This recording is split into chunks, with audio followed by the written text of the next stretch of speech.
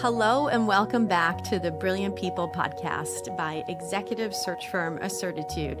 I'm your host, Linnea Jungnelius. My guest today is Dan Migala, a growth leader, playbook breaker, and creative force who's worked with many of the most iconic properties in sports, including the MLB, the NFL, NCAA, ICC, and World Rugby. It's easy to say you want to innovate. It's harder to be the one to actually go first.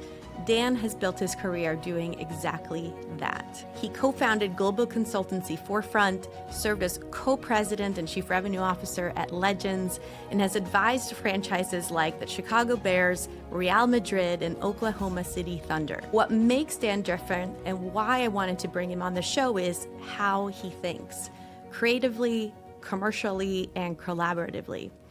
Dan, welcome to the studio. Great to be here. Diving right in, Dan, you've said your career wasn't built on titles, it was built on feeling. Take us back to the moment that set everything in motion from you. You had two job offers, one paid $600 a month in minor league baseball. The other was a stable corporate role that your mom hoped you would take. What did you choose and why? You know, I think when we all hop in the DeLorean and go back in time and look at that moment when you graduate college, right? You're dreaming big, all these things, but then you've got parents or you've got other influences in. And my mom worked for an insurance company, and I had a job offer with them for corporate communications. And then the Kane County Cougars, this Class A, low-level minor league baseball team, $600 a month was the offer, and I'm 22 years old. And I remember saying to my mom, first negotiation that I probably did, I really want to be an adult that my younger self would be proud of. This feels right to me. And that really kind of opened up the door for maybe taking a little bit of a road less traveled, listening to my heart and mind as much as anything, and I loved it. And a few years later, you saw something that a lot of other people didn't, and that was that sports teams would soon need to monetize online. What gave you that conviction that that was the thing to double up on? And especially, how did you pull it off without a platform or a title? Totally. So after the Kane County Cougars, I was a journalism major. I went to work for a publication called Team Marketing Report, trade publication, covered the business side of sport. And I got to speak at the baseball winter meetings, which is the annual event where the business executives from all of the global baseball community get together. And some of the teams there, was a guy at the Toledo Mud Hens, thought this video game machine thing could be a thing. And I remember going back to our editor saying, I think I'd like to start writing about the internet. And he's like, what is that? And a light bulb went off. I started talking to some of the leagues. I remember talking to Commissioner Paul Tagliabue at the NFL, Commissioner David Stern at the NBA. And what I really learned from that is they were really looking for answers as well. And then I started to learn the business side there. So I ended up writing this book, Selling Sports on the Web, and really kind of help teams translate maybe their traditional stadium into an electronic stadium and all the fan development, all the revenue streams. And it was really kind of archaic. I was in charge for the Chicago Bears. I built their first ever website after doing the book. I literally wrote the code, I wrote the stories, and sold the sponsorship all in one, and loved it. And you just really learned ground zero level stuff to think about, and even how to do a transaction. All these things you take for granted in a digital world. But what it taught me when like new technology comes out, I kind of retreat back to 1999, being at the Chicago Bears, of having boundless creativity, thinking differently, and all of those things to maximize not just the consumer connection, but really the revenue generation too. And it's been a ton of fun. Yeah, I mean, let's go back to 1999 again, thinking about the tech boom that's going on now. Yes. What would you draw out as the lesson there that sports leaders who are thinking about AI today, just how they should approach it? The number one lesson that I learned from that, I remember being at the first ever NFL internet meeting. Myself and there was another colleague, Mary Owen, she was at the Buffalo Bills. I think the two of us were the only people under the age of 40 that were in the room. So you had some senior executives there, and we were presenting on internet strategies. And when it got point to ask questions, nobody asked anything. And then we get to the hallway, and some of the team owners, some very popular, high-profile people that will remain nameless, pulled me aside and said, hey, I have a question I'm scared to ask. What does the E in email stand for? And is it a good idea for someone to have your email address? Like basic questions that you take for granted now. But what I learned from that is nobody wants to ask those questions in a group setting. They want to be private. They fear what they don't understand. And whether that was the advent of some of the social media platforms throughout my career or other things, I see that with AI right now. So the team owners, the brands, the team executives, I think the ones in AI that are really leaning into asking the right questions, how does this apply to my business? It's not an end-all solution to everything, but I think the key going back to 1999 is ask questions and don't be afraid to, kind of the dumbest question is the one that nobody asks. Everybody's thinking it, and have the courage to ask it. Better questions, better answers. Yes. Let's talk about another creative moment in your career, the White Sox and the 7-Eleven deal, because it's become one of those creative sponsorships that people still talk about. But at the time, it was totally unexpected. How did that idea come together, and what did it unlock, and what is the broader lessons for teams and people who are trying to sell more creatively or reprise what they're already doing? Yeah, I think somewhere deep in our subconscious, we just take the same playbook that we've always done. So the Chicago White Sox at the time, challenger brand behind, I think, the Cubs and the Chicago Bears in terms of fan size and media rights and all those things. 7-Eleven was acquiring White Hand Pantry, which was a competing convenience store. So they had money to spend in the market. And I think the White Sox, to a certain degree, maybe felt, how can we win this thing? And when we were in a brainstorm, Brian Gribble was at the White Sox, Brooks Boyer, and we started thinking about how we could win creatively. And we asked the question, if you owned the Chicago White Sox and you owned 7-Eleven, what would you do? And not just trying to negotiate or manage your rate card or do things that always done. We didn't come up with the idea. Candidly, I went out that night. It was a Monday night football game. We had some friends out, and my alarm was supposed to go off at 7:30 the next morning, and I woke up 19 minutes early. And I think sometimes as innovators, creators, you hear about a songwriter looking for your spark. I was just staring at the alarm clock, and it just came to me. We could change the game times from 7:05 to 7:11, picked up the phone, called the White Sox, and I'm like, I've got it. It was like a eureka kind of moment. We can change the game times. And what I learned from that was they invested in an idea and they invested in an earned media strategy that happened to have this asset versus anything. So I think I really learned how to utilize the media a little bit differently. First pitch is 7-Eleven. And you're getting all this like free earned media as a result of that. And I really became obsessed with kind of like this blank space, white space opportunity to create and think like both like a buyer and a seller. And did people get it immediately, or did you have to do some convincing of that idea? What's interesting is in this one, it actually got recognized by the Baseball Hall of Fame later, which is a really cool, great out-of-body experience for me as a kid who grew up wanting to be in baseball and there. And I remember talking to them, and I think this is the other lesson for entrepreneurs is when I called, right or wrong, I said, this is what we should do. This is the idea that will win, and that kind of concept. And what I learned from that is sometimes when you create an idea, and even some of a big one or a small one, I'm going to pull you aside as a colleague in the office. Hey, I don't know if anybody's going to like this, but what do you think about this? Is this dumb? You kind of dismay your own vision. And I think they told me that you had so much confidence in the way that you said it that they went on the train, with that vision. And I think that's a really interesting, whether you're an investor, an entrepreneur, a creator, you need to show that you have confidence in yourself, and you can't show any fear when presenting these big ideas. Yeah, no fear, but also you have to have the belief. Unless you truly believe in it, should you even present it? And if you instill that belief, you've done your homework or your research or the creativity is there, then that transfers. Yeah, as my career has gone on, what I've learned is I have a gut check of kind of non-negotiables.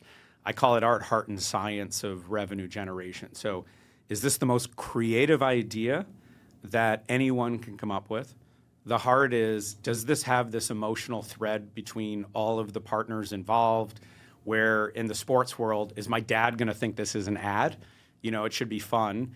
And then do I have the data to both predict it and measure success? And what I've learned is if I can do all three of those things, that's where you have that feeling of like, this is it. I would buy this if I was on the other side. And if you don't, someone else will. And that's where that confidence really comes through. Let's talk about that exactly. Another moment where you got a yes from the other side, which was you once also turned a foul pole into an 85-foot TaylorMade driver. It was both unexpected and it was wildly creative and it worked. So from your perspective, what is that anatomy of a sponsorship idea that actually drives revenue and moves the needle? Yeah, so think about all the complexities of a sponsorship. People take for granted it's just a sign on a wall and all these things. For the brand, it's really got to appease the CFO, the brand, it's got to kind of drive value, and all of these things together. There's multiple angles that they're trying to achieve. On the team side, it's selling real estate, it's selling inventory where you've got to maximize value because you've got to support the growth of the franchise. So after 7-Eleven, Tom Garfinkel, he now runs the Miami Dolphins. He hired me in-house at the Padres to really kind of disrupt things. So I oversaw creative partnerships for them. And Tom's like, go get me a 7-Eleven, right? And trying to kind of visualize what that could be. We received a RFP from Stanley Tools, which is if you walk through a Home Depot or a Lowe's, yellow and black brand, big industrial, all these things. And they wanted media exposure, brand exposure. So I thought it was like 7-Eleven all over again. And very similar, right? The Padres are a little bit in the shadows of the Dodgers and all of those things, so we could win with creativity. So I had this vision to turn the right field foul pole initially into a giant tape measure. So, you could measure on up. So it's a home run, 400 feet down the line, 30 feet in the air, thanks to the Stanley tape measure. And we worked on this great presentation, all of these things, and I got my second hit, right, ready to go. We go to Nashua, New Hampshire, to present, and they've got their CMO there, and he's like, Dan, we're excited to have you here. And we've got our brand manager for our high-ticket items, things like power drivers, and power tools and all of these things. And he goes on down the line to introduce the people, and the last one was, and this is Larry over here. He oversees our non-revenue items, things like tape measures and rulers. And I'm sitting here, do you validate, right? I want to get out of here. And I bombed. I mean, it was one of the worst meetings. They were so kind. They actually complimented that you got through it. But as an entrepreneur, what I realized on the flight home, that's a long way from New Hampshire to San Diego, I didn't think like the other side. And I think also I learned how to fail in that moment. And I think some of us, we should talk about it, right? Like, how do you fail forward and all of that? So I was grateful to Tom. He really kind of encouraged me to almost go back and study what I did. And the lessons that I learned was right idea to monetize something that nobody is doing, this foul pole, probably not the right brand.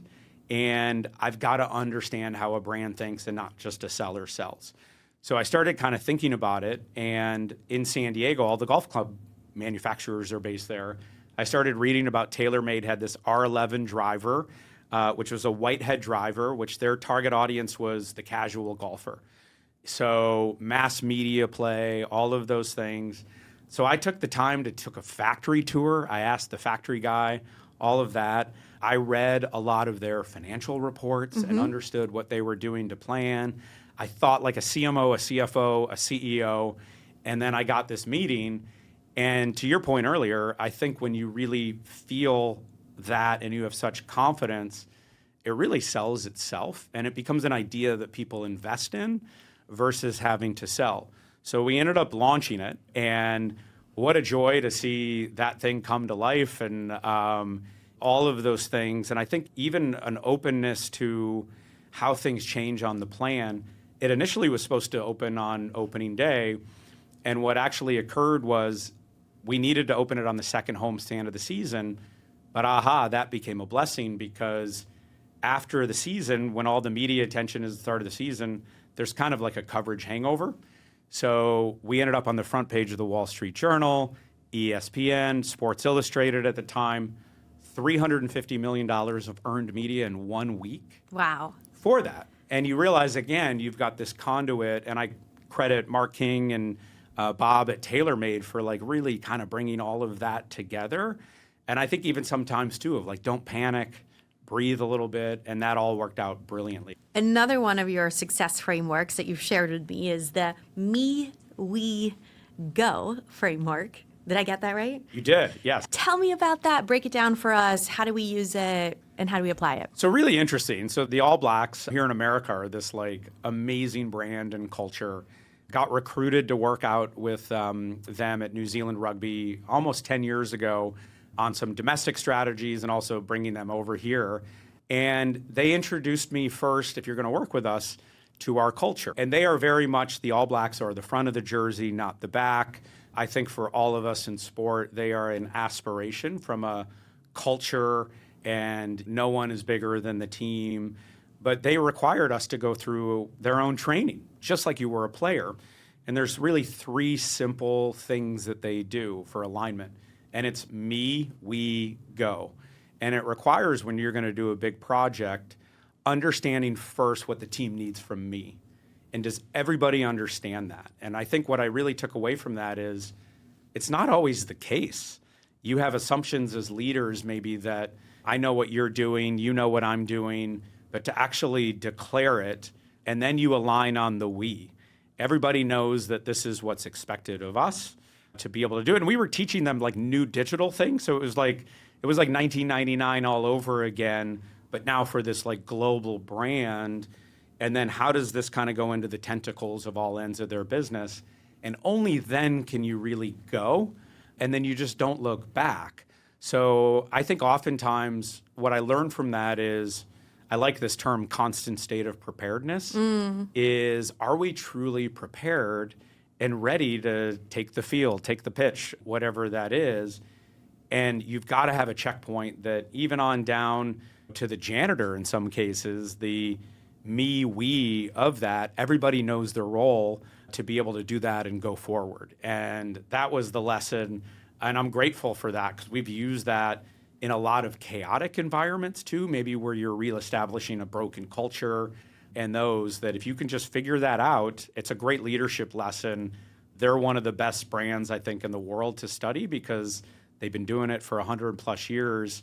And it's still the same lessons that they used in the early 20th century. And what does it look like in practice? Like, are you documenting this? Is it just something in meetings, or is it personally asking yourself? It's a great question, right? Because we've got all these great tools and workforce management and project and all of these things.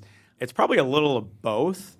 It's both declared, but I also like this. There's kind of a Zen part to that of it's you understand and you can just communicate with eye contact in a meeting because you know what you're going to say next, or you know what your role is, or you're going to do something in a room that I'm not in that we're really aligned on.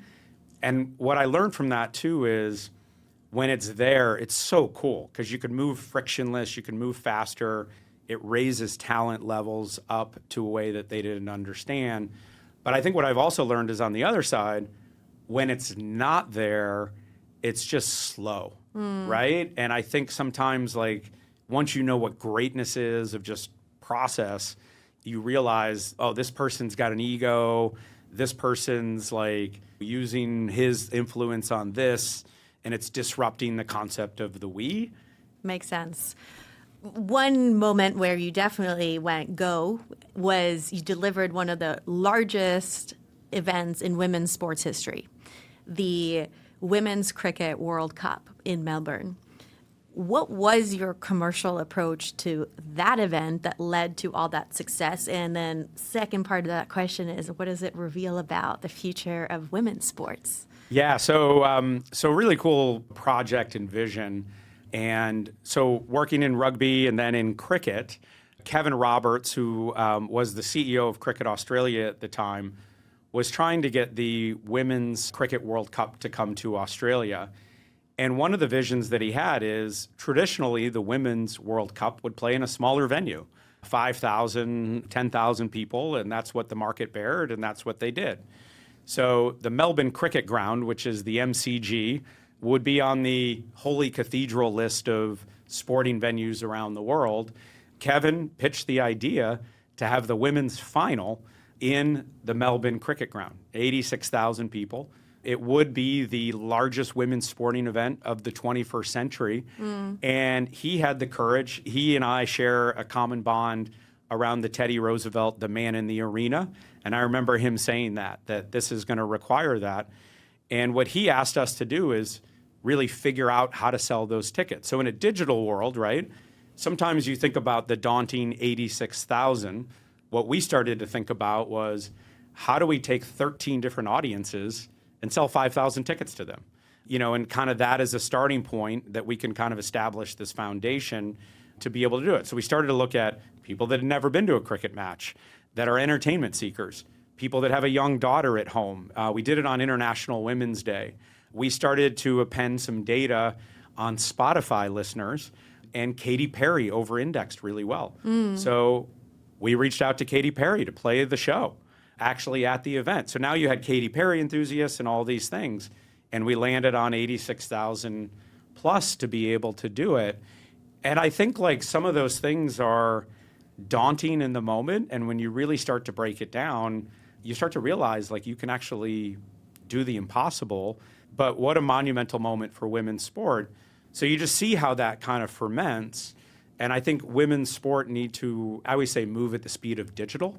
That's really where the power is in segmentation, where you can amplify it. And they've evolved from really proudly, not just being a cause, but a legitimate business that is worthy of investment of brands, ticket buyers, with this digital strategy that was, I think, really kind of went back to that one moment in time, which was really incredible to be a part of. Look, I think there's so much stuff we could pick apart just about building audiences. Particularly, I think about a lot of emerging leagues or people who are building from scratch or scaling up. What advice do you have for them on not just broadening and deepening an existing audience, but like finding and inviting a new audience? Yeah, so we actually got to work on what is now the Denver Summit Football Club, the new expansion NWSL team, and Rob Cohen, who's the lead owner for that. But if you study a market and you think about the amount of people that don't attend things, it's a larger audience than you think. What are the reasons that they would come and engage? What are the other variables of all of those things? In the case of Denver, they were the largest market without a women's sport team of any kind. So how do you find people that stand for that? Super important. The other key, right, is having the right leaders. And I want to pick your brain on what it means to be an excellent commercial leader inside of sports today. How do you think about the role, the qualities that are important, and how is it evolving today? So I think it's never been more competitive. I think it's never been more difficult, when you think about a global marketplace, and it's also never been more fun. And I think great leaders understand that it should be fun. And how you win, how you celebrate, how you go about, really all the day-to-day. And I'm a big believer in vulnerability and empathy as a leader, because I think we could be so confident in all we do, but it's really that one moment, right? To be able to believe in that. So I'm more of the mindset. I've had more success leading teams that way, with a people-first mindset, to be able to do that and kind of welcoming, that behavior. And we've won more as a result of that. And I think it's really less transactional and more strategic. If we invited in right now owners, presidents, and they're saying to us, Dan, help us find a chief revenue officer. We need to get somebody that can really help us to grow faster or grow better. What skills should we prioritize in that leader, and how do you think about that? I mean, obviously results are at the top of the list, right? But I think it's also understanding how you're going to get there, and understanding like what your life cycle, your franchise or your operation is, as an example. So look for proven results. But I also think look at the people that they've developed, right? I think I was really proud of having people that had titles and opportunities they weren't yet ready for as a good example. And I think that's what you want to do to be able to kind of lead and all of that, where you're aligned with that belief. That goes back to me, the me, we, go, right? And I think if I'm an owner, I want them to think like an owner, not a department leader. And I think that's a big fundamental change. I learned that from Steve Cohen at the New York Mets. Great history in the financial markets, comes in, and why do I have this division that does this division? It all funnels up to the same level, and you start to think more organizationally as well. I think he's done kind of a brilliant job of navigating that to figure it out. And it's been a joy to see the success that they're having, both on and off the field, when you think organizationally, maybe versus just this one lane, right? If you think selfishly when you're just one department, right? But if you can really open that up to this organization, I think you get more results as from my experiences. And as the industry has evolved, every role evolves. Are there new skills or new expertise that you're indexing now that maybe you weren't before? I mean, I always believe in whatever the digital thing is of the moment, to understand and not be afraid of it 100%.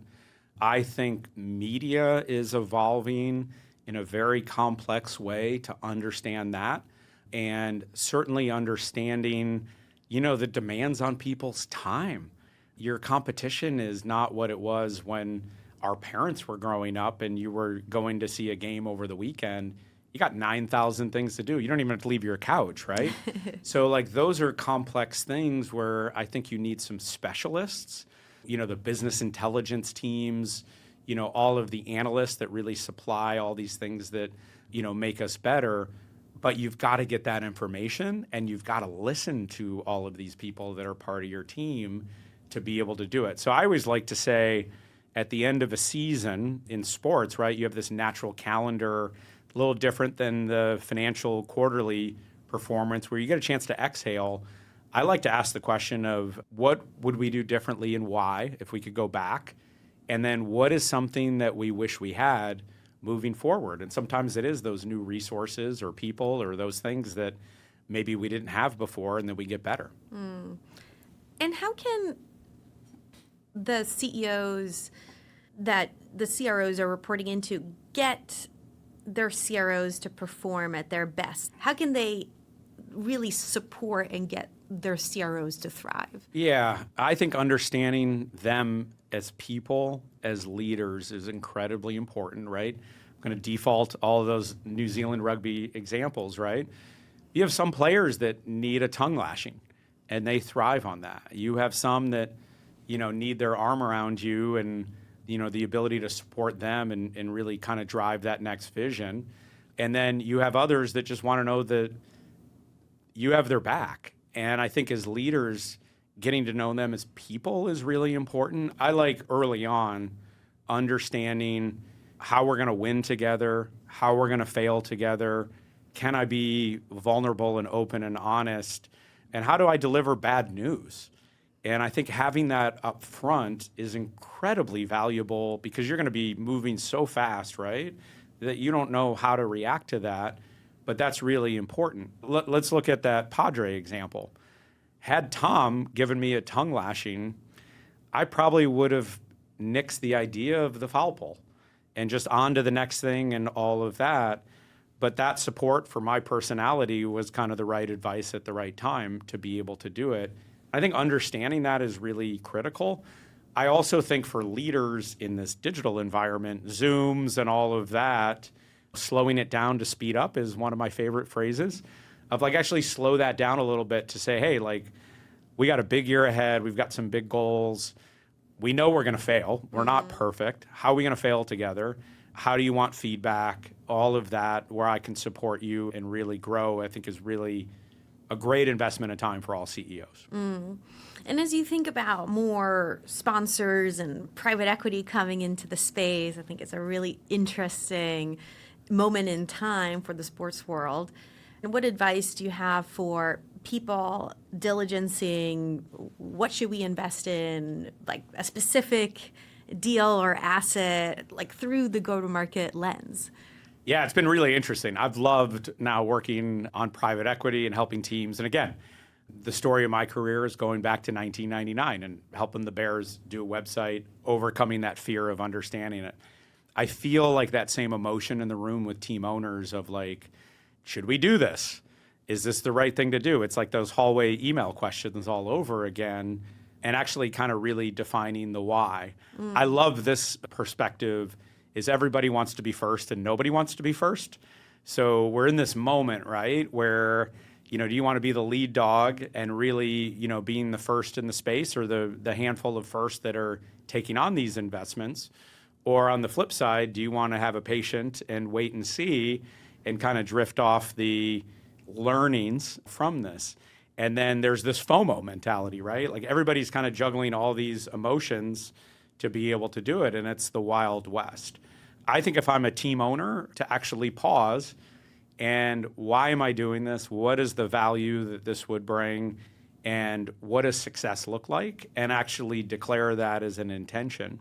I think on the other side, for the investor, it's like, how do I find this lane where I can really scale and group together a business, that does it? So women's sports, I'm a big fan of, that as an audience. And if you started to manage a fund that had multiple assets in there, you could see how you could really have a great value proposition for your return as well as for the market, maybe in a different way, right? Like versus maybe looking at these as like one-offs to be able to do it. There's a finite amount of these that are out there too. And I think it's going to be a really interesting time. And then how is value created, which is ultimately... how is it? Tell us. Exactly. Well, and I think that's the golden ticket, because on the teams, they want the institutional knowledge as well as the capital investment, so the value creation, so what can they bring into the mix? And then also on the other side, what can they see? And I think that's what I'm really curious about. If I'm a PE group and I come into Team X, what do I uncover I know what that eureka moment feels like, but like what is that kind of like light bulb that they're going to see? Is it AI? Is it the scalability on a platform? Is there some deeper value creation that ties in multiple revenue streams together, where all of a sudden, maybe as we're talking, right, a ticket is tied to a media platform, to a merch platform, where you're monetizing multiple lanes, which is the Steve Cohen organizational revenue again, right? Like you're thinking a little bit differently. And that's the fun sandbox that is live entertainment and sports, to be able to do that together. And as you think about how private equity firms are evolving their value creation capabilities with funds that have launched in this space, you've got Apollo, CVC, Silver Lake, TPG, et cetera. Then you've got your Arctos and the Six Trees and the Reigns of the world, right? To support teams and properties and leagues, the best, whatever spaces they're getting involved with, what are the resources you think that the properties are lacking that PE should be investing in to accelerate that? I think I would start that, again, similar to the White Sox, right? If you owned one of these PE firms and you owned a team, looking at it through both sides, I think the most important thing that the PE firms can do for teams is to help them with their strategy. I think teams often live in one-year cycles. And what I see is a tremendous ability to forecast really a 1, 3, 5-year plan. And how does that compound over time? And then if you dream big, right? Like, and you think about something a little bit differently, or you start to really kind of get under the hood of the contracts and all of the deals and the agreements that are there. And you had this SWAT team of really smart people that are thinking, what can we do to maximize the return in 1 year, 3, 5? I would imagine a world where you would achieve your year 5 goals in year 3, and you reset your goals in year 3 for another 1, 3, 5, and it's perpetual based on what's happening in the world. And the ability to kind of have this think tank that looks at it perspective, like you start to study it, I think that would be it. But you've got to help the teams get out of just a 1-year vision, and then you've got to have really the PE guys, kind of think short, medium, and long, and understand that that's the life cycle of a team. Super interesting. I want to talk about another trend, because you're currently advising across real estate, AI, infrastructure, and then of course you have experience in the sports space. What's converging across sports and cities, and what should sports leaders be paying attention to in terms of that trend?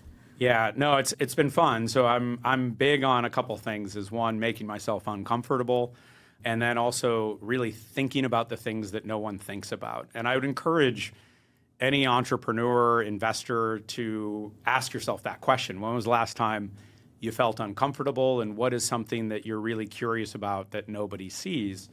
So for me, when completed the exit from the sale to Legends, I really started talking to, going back to early in my career, mentors, people that really made a difference. And I asked them, like, what are things that you're really interested in? So these are team owners, presidents, league offices, and it was really a handful of things that you address. So real estate and these mixed-use developments, AI, and then really the fan experience. So the things that I started to think about, one was parking is one of these things that's right underneath my nose of it's a first and last experience that every fan has, and started working with Laz Parking and really helping with their modeling. They're in close to 100 stadiums and arenas and using things like AI for streetlights to help people exit the games faster, your most premium customers. So think about that. Better fan experience, more money in owners' pockets, right, as an example. The second thing that I learned was, and I love this talk track, I feel like every team owner I talked to brought up mixed-use developments. When they were done talking about mixed-use developments, they talked about mixed-use developments some more, and then they talked about mixed use. Everybody is trying to figure that out, whether they're in it now or in the long run. And then I talked to cities, and I couldn't find a city, major metro area in the United States that doesn't have some mixed-use development on the horizon. So Transwestern is the largest privately held commercial real estate firm. So I'm helping them with their sports and entertainment practice and kind of studying how tenants can work together with sponsors, culture for offices to relocate there as well. The Battery in Atlanta, I think, is probably ground zero for the vision of what's possible in that space. Derek Schiller and Mike Plant are the visionaries behind that. And I think you're going to see more of those as well over the next 10 years. That's where a lot of the private equity money is going to go. And if I'm an investor, should I invest in the team or should I invest in these developments? It's a great opportunity to still ride along with the success of these franchises, but on a separate ownership structure and operating agreement to be able to do that.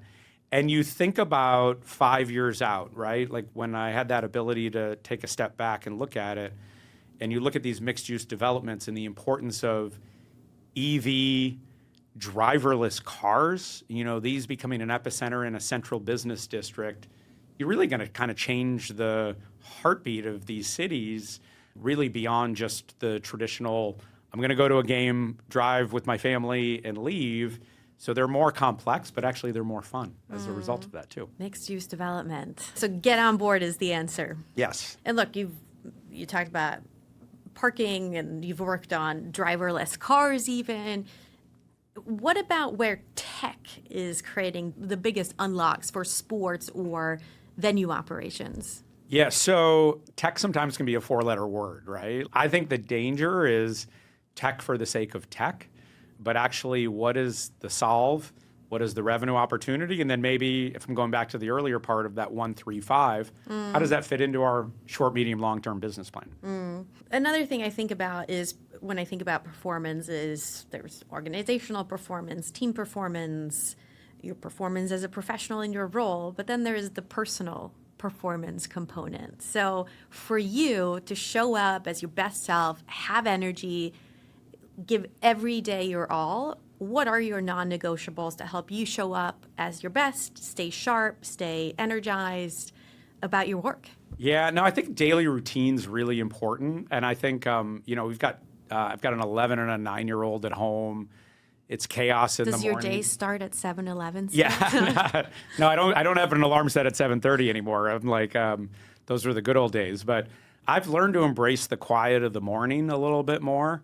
go out in the backyard. And I think we're so distracted. Let's just call it out, right? But to focus on 10 minutes of like, what is my day like? What do I want to do? What are the things that I need to achieve? And I actually have learned to like write it down, and not in a way of like a punch list, but this is like what I'm going to happen and this is what I'm going to do today. So just to take a little time to see what's going on, shoot some text to some team owners, and just, last night, if there was a tough loss, give some encouragement. And I think that personal connection is really important to me to continue that before the busyness of the day, to be able to do that as well. I've learned those days are more satisfying and productive, and then we live in Colorado. So, I love to ski, bike, escape, get some kind of those activities that you do with colleagues and get away from the Zoom to actually kind of be productive, right? There's nothing like a good walk to solve a problem too. I love that idea about the personal check-ins, because not only is it filling your cup, but you plant the seeds for these great relationships that carry us where we need to go in life, personally, professionally. I think if you just show up in moments where, especially when people don't need you, like you don't need to be. Yep. What about things you're listening to, learning from, reading books, podcasts, anything of that nature? Yeah, well, I love this podcast. So, and it's great to be on here of just learning from different perspectives and different entrepreneurs. From a book perspective, 2 books that I've just read. One is Originals, which is it's a really good look at not trying to reinvent the wheel, or not trying to invent the wheel, but studying other ideas that were original ideas off of concepts. So simple one is Netflix is an original idea off of Blockbuster, the iPhone camera off of Polaroid. So kind of believing like, should we study the things that already exist as an example? So that's kind of where my mind is at, of like, how did we get here? What are things that are right under our noses that that we can do and create? And then I think I'm a big baseball fan, and Ryan Sandberg was my childhood hero. He just passed away. I just finished reading his biography, and it was cool, like of revisiting that. And we all have these people that we grew up with. And I think my lesson from him was learning how to do things that have never been done before. And it kind of made me look at, I haven't thought of like that childlike side, but how he changed positions and never complained. And I think like how we get inspiration from artists, athletes, all that, that was a real positive influence on me too. And what about any brilliant people that you're paying attention to that you think are really like doing brilliant work and shaping what's next? Yeah, all the little lanes that I'm learning from. Rick Welts at the Dallas Mavericks, what a moment in time for him with Cooper Flag, plans to really grow that into a global brand. I think that's one to watch. Sarah Hirschland at the Olympic Committee heading into E28, I think is fascinating. Damani Leach with the Broncos. They just announced a new mixed-use development. There it goes again, right? Changing, what Denver could be. A lot of those team owners I referenced, Steve Cohen, Rob Cohen, all these people that are really change agents at a different level. I think those are the spaces that you should watch. And I think actually that's a really interesting thing of these team owners or these sports CEOs. How do you have the courage to also, study them in the same way you'd follow a player? Alan Gilpin's another one at World Rugby. They're going to bring the Rugby World Cup to America for the first time in 31. So that's a 5-year, 6-year plan to think a little bit long-term. And that ability to kind of follow these executives, I think, is really going to be a fascinating business case to watch, too. And finally, who is the most brilliant person you've worked with and why? And I say with on purpose, not for. Oh, yeah. So, no, thank you. Mike Veck, who is a minor league baseball team owner, really visionary guy. I think I really learned how to dream big with him, and then how do you dream bigger? And I think I could hear him like kind of whispering that. He's got a wonderful Netflix documentary on him, The Saint of Second Chances, that's a great business story as well as an inspirational story. But his motto is every day is opening day, and I think that morning, routine that I go, it's the potential to be great.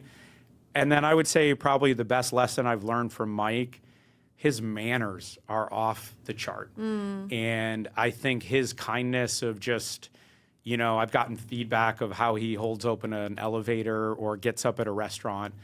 And I think it just resonates with people in a different way. It's that quiet, maybe the thing that you normally don't see. And he's just an absolute hoot and a blast to be around. He's business partners with Bill Murray. Come on, that's as fun as it gets. Yeah.